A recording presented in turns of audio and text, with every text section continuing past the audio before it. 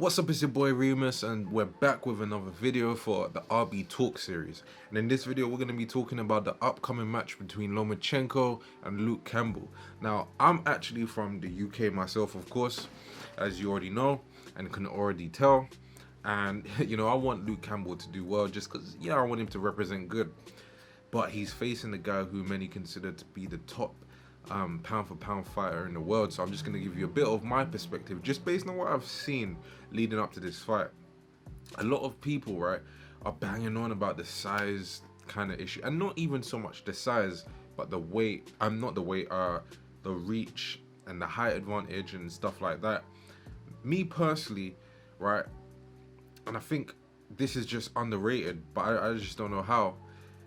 Boxing intelligence outweighs reach and height. It really does. It's like when Mike Tyson was young and he was facing guys much taller than him, right? And he even said at that point, height, it really has it's so minor. It really doesn't matter that much because it's about timing.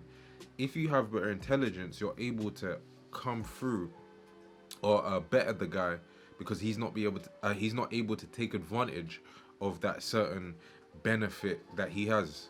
So he has to make it a benefit. It's not just a benefit because he's taller.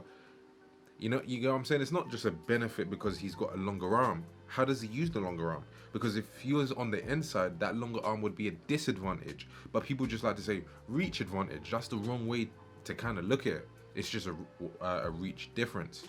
Now, I say this because Lomachenko is an extremely smart fighter, as we all know. It's not that he's just so fast and light on his feet and athletic and all of these things. It specifically is because he's very smart. Do you get what I'm saying? He's able to negate those things, those traits that you would call advantages, and make them a disadvantage. So if he's able to run circles around Luke Campbell in a way where that is more effort for his arms, is that still an advantage? No, it's not. It's a disadvantage because it's going to make him it's going to make it difficult for Luke Campbell to get him. Now, of course, if Luke Campbell can stay on the outside at points to utilize that advantage, then it is to his advantage. But then he still has the problem of being able to push him back, because you have to you can't fight timid when you fight a guy like Lomachenko. You still have to bring it to him. You have to make him scared you have to discourage him. And I don't really think we've seen him too discouraged, even in that loss to Salido. But we have to, if we look at the Salido, what did he do? He did bring him out of his element, because that was Lomachenko's, I believe, second fight, right?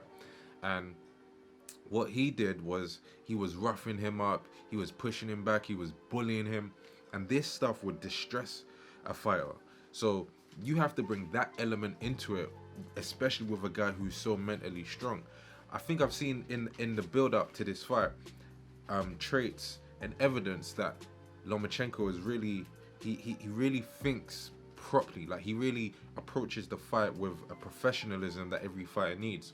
So, for example, just like little things like Luke Campbell was holding a belt, but he was holding the WBC belt, but it's not his belt to hold because it's vacant.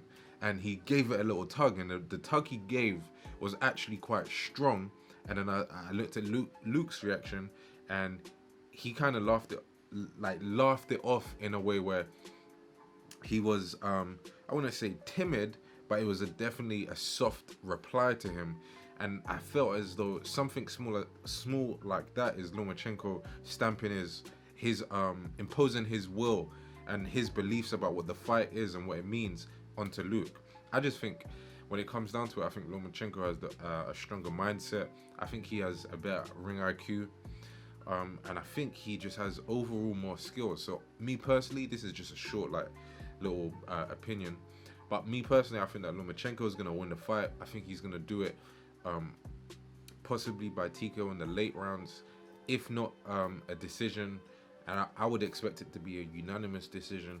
I could see the first couple 3-4 rounds being a bit back and forth and stuff, but I think, me personally, I just have to go with a guy who has shown better evidence that he values intelligence and just strategy. That's one thing that he has better than everyone else. He controls this more, and that's, for me, is what's going to make the difference between the fight where they start to separate, you know, and Lomachenko starts to dominate the fight. But that's just my opinion. I want to know what your opinion is. So comment down below, let Reemus know. Let's have a discussion. See you in the next one.